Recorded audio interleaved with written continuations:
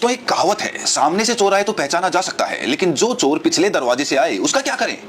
आज उसी पिछले दरवाजे की बात करेंगे। पिछले दरवाजे से एक बहुत बड़ा खेल खेला जा रहा है इस देश में, ऐसा खेल जिसका नाम कोई लेता नहीं, लेकिन जिसका असर करोड़ों दलितों, आदिवासियों और पिछड़ों तक पहुंच रहा है। खेल है आरक्षण खत्म करने का। लेकिन दोस्तों, न संविधान में कोई संशोधन हो रहा है, न संसद में कोई बिल आ रहा है, न कोई सरकारी फरमान जारी हो रहा है, फिर भी आरक्षण धीरे धीरे खत्म होता जा रहा है, चुपके चुपके, बिना किसी शोर के, बिना किसी हलचल के। और इसका सारा हिसाब किताब उजागर किया है कांग्रेस अध्यक्ष मल्लिकार्जुन खड़गे ने। कल यानी 25 अगस्त को खड़गे साहब ने एक ट्वीट किया और वो ट्वीट ऐसा भूचाल लेकर आया कि पूरी बीजेपी की सांसें अटक गईं। आंकड़े ऐसे रखे गए कि जवाब देते नहीं बन रहा। सूचना के अधिकार के तहत मिली जानकारी, मीडिया की रिपोर्ट, सरकारी दस्तावेज, सब कुछ एक साथ रख दिया और तस्वीर साफ हो गई कि मोदी सरकार पिछले 10 साल से जो चोर दरवाजे वाला खेल खेल रही है वो अब पर्दे पर आ चुका है।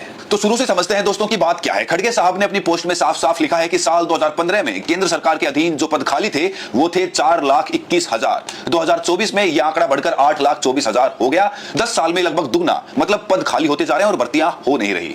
रेलवे में 2015 में 0 पद खाली थे, लेकिन आज 2.5 लाख के करीब पद खाली पड़े हैं। रक्षा मंत्रालय में करीब 2.5 लाख पद खाली हैं। गृह मंत्रालय में 1,10,000 पद खाली हैं। ये तो सिर्फ बड़े मंत्रालय हैं दोस्तों। अगर पूरी लिस्ट देखेंगे तो हर विभाग में यही हाल है। डाक विभाग, राजस्व विभाग, ऑडिट और अकाउंट्स, ऊर्जा, हेल्थ, स्पेस, हर जगह हजारों लाखों पद खाली। और सरकार क्या कर रही है? सरकार कह रही है कि हम रिकॉर्ड बना रहे हैं, रोजगार दे रहे हैं, हर हफ्ते रोजगार मेला लगाते हैं, फोटो सेशन कराते हैं, नियुक्ति पत्र बांटते हैं। लेकिन असली सच यह है कि जितने पत्र बढ़ते हैं उससे कई गुना ज्यादा पद खाली होते हैं। बाल्टी में पानी डालो लेकिन तली में सुराख हो, तो कितना ही पानी डालो बाल्टी कभी नहीं भरेगी। यही हो रहा है दोस्तों केंद्र सरकार की भर्तियों के साथ। अब असली मजा तो आगे है दोस्तों। खड़गे साहब ने दूसरा बम फोड़ा है सरकारी उपक्रमों यानी पीएसयू पर। कहा है कि पीएसयू में स्थायी नौकरियों में 5,10,000 की गिरावट आई है। और सबसे चौंकाने वाला आंकड़ा यह है कि जो ठेके पर काम करने वाले कर्मचारी हैं यानी कॉन्ट्रैक्ट वर्कर्स, उनकी हिस्सेदारी 19% से बढ़कर 49% हो गई है। यानी लगभग आधी नौकरियां अब ठेके पर हैं। अब सोचिए दोस्तों, इसका मतलब क्या है? अब कोई सरकारी विभाग नियमित भर्ती करता है, स्थायी नौकरी देता है, तो उसमें संविधान का पालन करना पड़ता है। SC, ST, OBC, EWS सबके लिए आरक्षण होता है। कितने प्रतिशत पद किस वर्ग को मिलेंगे ये पहले से तय होता है। लेकिन जब वही काम ठेके पर करा लिया जाए, जब वही आदमी किसी प्राइवेट कंपनी के जरिए काम पर लगाया जाए, तब कोई आरक्षण लागू नहीं होता। ठेकेदार जिसको चाहे रख ले और सरकार को हाथ धोकर छूट मिल जाती है कि हम तो सीधे किसी को नौकरी तो दे ही नहीं रहे, तो आरक्षण की बात कहां से आई? ये वो लूप होल है दोस्तों जिसे मोदी सरकार पिछले 10 सालों से पूरी ईमानदारी से इस्तेमाल कर रही है। ईमानदारी शब्द थोड़ा अजीब लग रहा होगा, लेकिन गड़बड़ी में भी अगर लगातार एक जैसा ढंग हो तो उसे भी ईमानदारी ही कहेंगे ना। 10 साल से यही एक तरीका, यही एक फॉर्मूला, यही एक कारगुजारी। अब समझिए ये काम कैसे करता है। मान लीजिए किसी विभाग में 100 पद खाली हैं। नियम के अनुसार 15 पद अनुसूचित जाति के लिए, 7.5 अनुसूचित जनजाति के लिए, 27 OBC के लिए और 10 EWS के लिए आरक्षित होते हैं, यानी करीब 59 पद आरक्षित वर्गों के लिए। अब सरकार क्या करती है? इन 100 पदों पर नियमित भर्ती नहीं करती, इन्हें खाली रखती है। जब जरूरत पड़ती है तो ठेकेदार को बुलाकर कहती है कि भाई तुम इतने लोग भेज दो, तनख्वाह हम तुम्हें देंगे, तुम आगे उन्हें देना।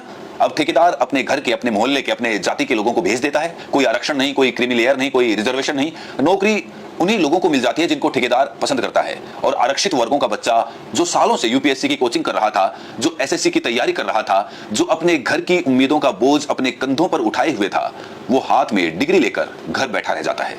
इसीलिए तो खड़गे साहब ने कहा है कि आरक्षण खत्म करने के लिए संविधान बदलने की जरूरत नहीं है, आरक्षण वाली नौकरियां खत्म कर देना ही काफी है।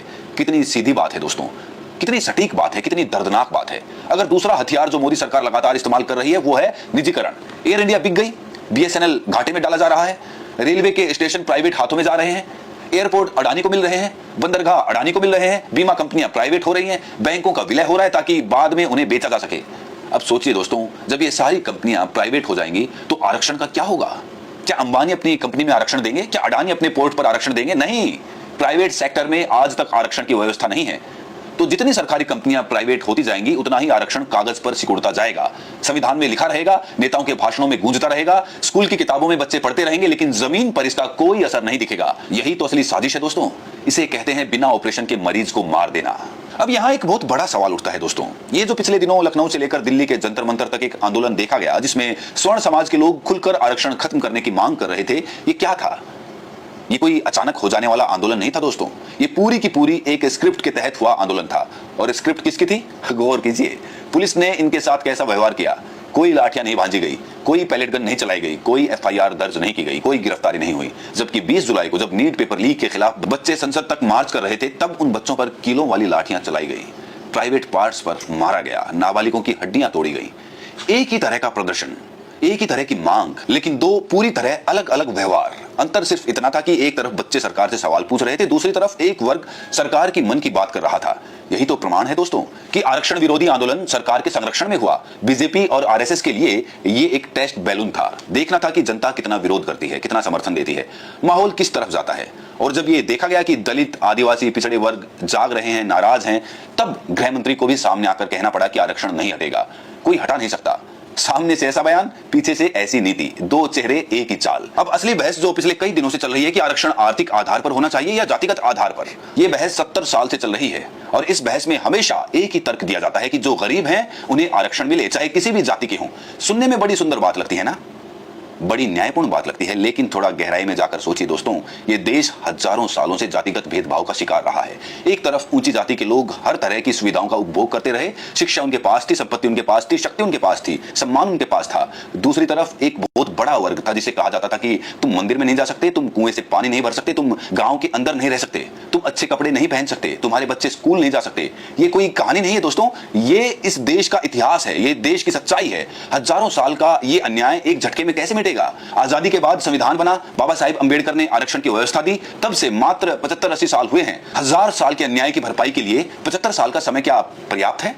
नहीं दोस्तों, बिल्कुल पर्याप्त नहीं है। और इसका सबूत आज भी हमारे सामने है।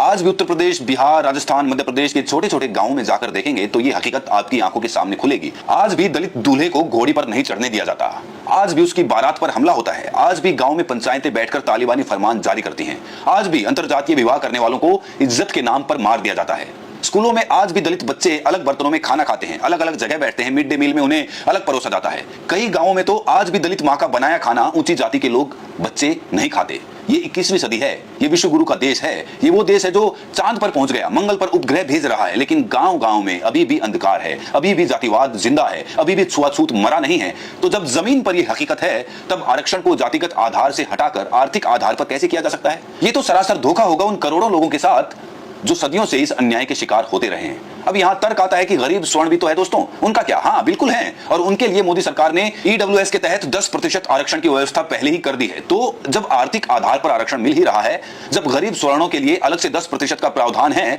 तो फिर जातिगत आधार को, आरक्षण को खत्म करने की मांग क्यों? असली नियत क्या है इनकी? असली नियत यही है दोस्तों कि जातिगत आरक्षण से इनकी वो सामाजिक बादशाहत टूटती है जो सदियों से इनके पास थी। जब दलित बच्चा अफसर बन जाता है, जब आदिवासी लड़की जज बन जाती है, जब पिछड़े वर्ग का बच्चा प्रोफेसर बन जाता है, तब इनकी सामाजिक हैसियत को ठेस लगती है, इसलिए इन्हें आरक्षण खटकता है। सोचिए दोस्तों, ये कभी जाति खत्म करने की बात करते हैं? ये कभी अंतरजातीय विवाह की खुलकर वकालत करते हैं? ये कभी अपने घरों में उन जातियों